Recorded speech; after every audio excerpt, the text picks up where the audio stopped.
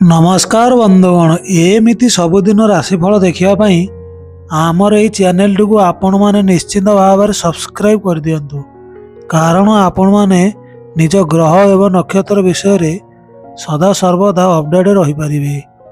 नमस्कार बंधुगण मुझे वैष्णव सुधाकर।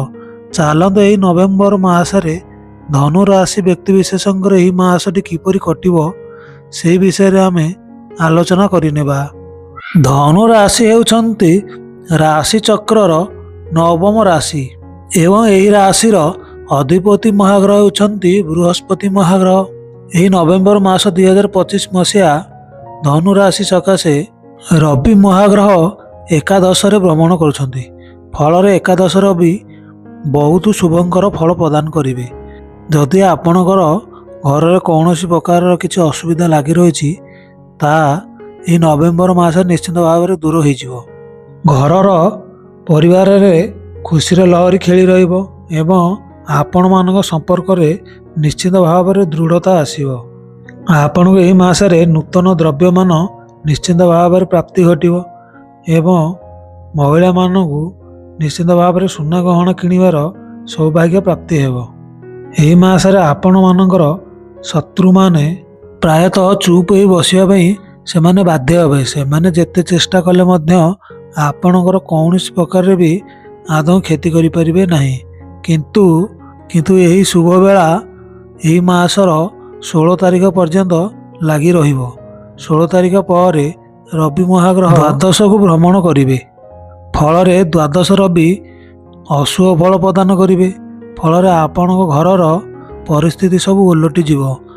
आपणकर जहाँ शुभ होता ताहा अशुभ परिणत हो आपण शत्रु माने निश्चित भाव में बलवत्तर हो आपणकर आर्थिक परिस्थिति सुदृढ़ होगा बदल बिगिड़ी जीव। फल आपण ऋण नेबा को बाध्य हे एवं ऋण भार यही मासरे 16 तारिख पर आपणकर आस्ते आस्ते ऋण भार बढ़ी 16 तारिख पर आपण टिके मानसिक दुश्चिंता को गति करि पारंती।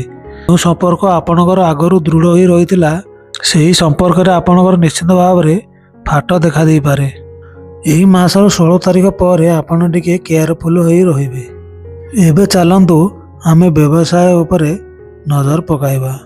यही मासरे शनि महाग्रह वर्तमान पई चतुर्थ रे भ्रमण करुछंती। फल यही मासरे आपणकर व्यवसाय क्षेत्र में निश्चित भाव में उन्नति घटिबो।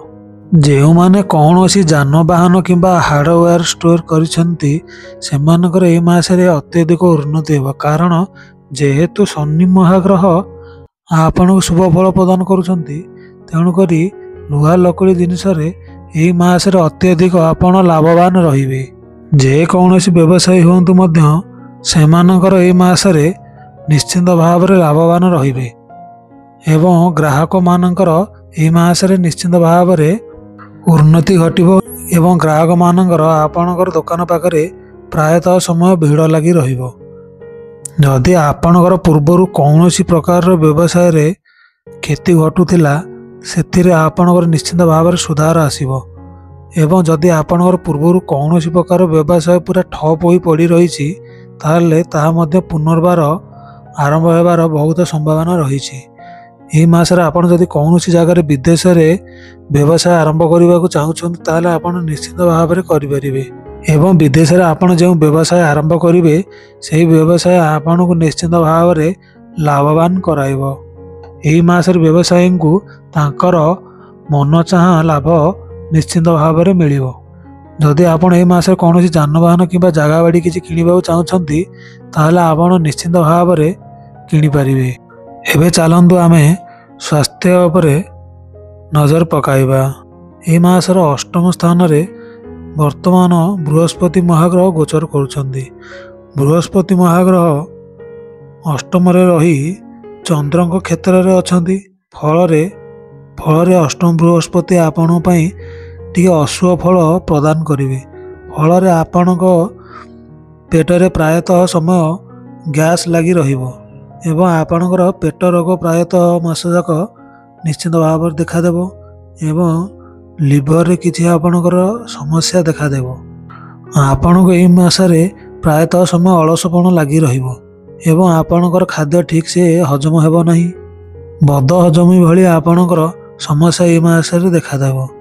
ଯଦି ଆପଣଙ୍କର ବିଶେଷ କିଛି ପେଟରେ ଯନ୍ତ୍ରଣା ଅନୁଭବ ହେଉଛି ତାହେଲେ ଆପଣ ତୁରନ୍ତ ଡାକ୍ତରଙ୍କ ପରାମର୍ଶ ନେଇଯାଆନ୍ତୁ, ନଚେତ ଏହା ଆପଣଙ୍କ ପାଇଁ ଆଦୌ ଶୁଭକାରକ ହେବ ନାହିଁ। ଏବେ ଚାଲନ୍ତୁ ଆମେ ବିବାହ କ୍ଷେତ୍ର ଉପରେ ନଜର ପକାଇବା। ପଞ୍ଚମାଧିପତି ବ୍ୟୟାଧିପତି ମଙ୍ଗଳ ମହାଗ୍ରହ ବର୍ତ୍ତମାନ ଦ୍ୱାଦଶରେ ଭ୍ରମଣ କରୁଛନ୍ତି। ପଞ୍ଚମାଧିପତି ବ୍ୟୟାଧିପତି ନିଜ ଘରେ ବର୍ତ୍ତମାନ ପାଇଁ ସିଏ ଗୋଚର କରୁଛନ୍ତି।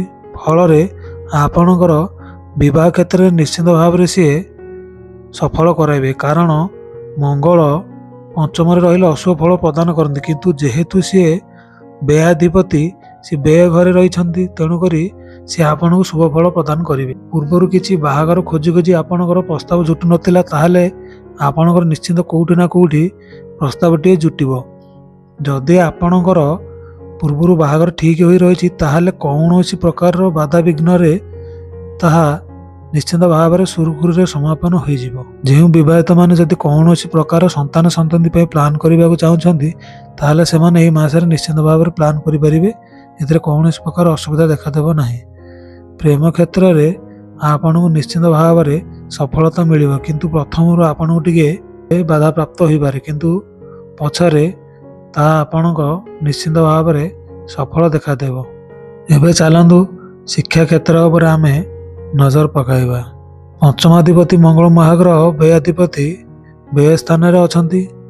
ମଙ୍ଗଳ ମହାଗ୍ରହ ମଧ୍ୟ ଶିକ୍ଷା କ୍ଷେତ୍ରରେ ଏହି ମାସରେ ଆପଣଙ୍କୁ ଶୁଭ ଫଳ ପ୍ରଦାନ କରିବେ। ଯେଉଁମାନଙ୍କର ପୂର୍ବରୁ ପାଠପଢ଼ାରେ ଆଦୌ ମନ ଲାଗୁନଥିଲା ସେମାନଙ୍କର ନିଶ୍ଚିତ ଭାବରେ ମନ ଲାଗିବ। ଯଦି ଆପଣଙ୍କୁ ପୂର୍ବରୁ କିଛି ଅଳସପଣ ଲାଗି ରହୁଥିଲେ ତାହା ମଧ୍ୟ ଦୂର ହେବ।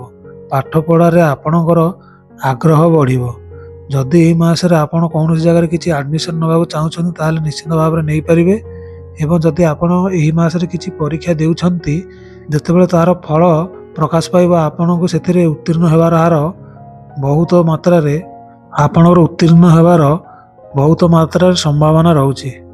କିନ୍ତୁ ଆପଣ ଯଦି ଏହି ମାସରେ ପାଠପଢ଼ା ପାଇଁ ଟିକେ ମନ ଲଗାଇ ପାଠ ପଢ଼ିବେ ତାହେଲେ ଆପଣଙ୍କର ବିଦ୍ୟା କ୍ଷେତ୍ରରେ ଉନ୍ନତି ହେବ। ଯଦି ଆପଣ ଢିଲା କରିବେ ତାହେଲେ ଆପଣଙ୍କର ପାଠପଢ଼ାରୁ ହଟିଯାଇପାରେ, କାରଣ ମଙ୍ଗଳ ମହାଗ୍ରହ ବ୍ୟୟ ଘରେ ଥିବାରୁ ଆପଣଙ୍କୁ ଶୁଭ ଫଳ ପ୍ରଦାନ କରୁଛନ୍ତି। ଆପଣଙ୍କୁ ନିଜ ତରଫରୁ ଟିକେ ଚେଷ୍ଟା କରିବାକୁ ପଡ଼ିବ।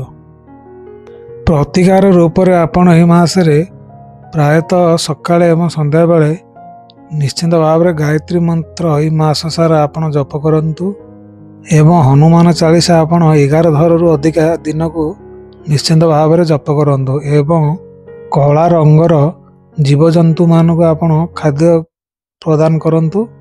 ଯେକୌଣସି ଜୀବଜନ୍ତୁ ଖାଦ୍ୟ ପ୍ରଦାନ କଲେ କିଛି ଅସୁବିଧା ନାହିଁ, କିନ୍ତୁ କଳା ରଙ୍ଗର ଜୀବଜନ୍ତୁଙ୍କୁ ଖାଦ୍ୟ ଯଦି ଆପଣ ପ୍ରଦାନ କରିବେ ତାହେଲେ ଆପଣଙ୍କର ଗ୍ରହ ବହୁତ ଶୀଘ୍ର ଶାନ୍ତ ହୋଇଯିବେ।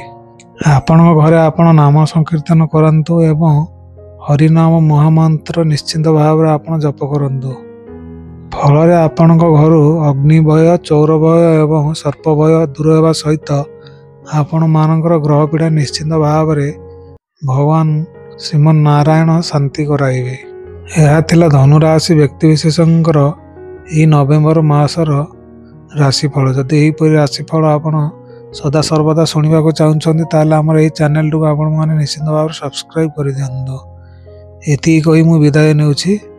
ନମସ୍କାର ବନ୍ଧୁଗଣ।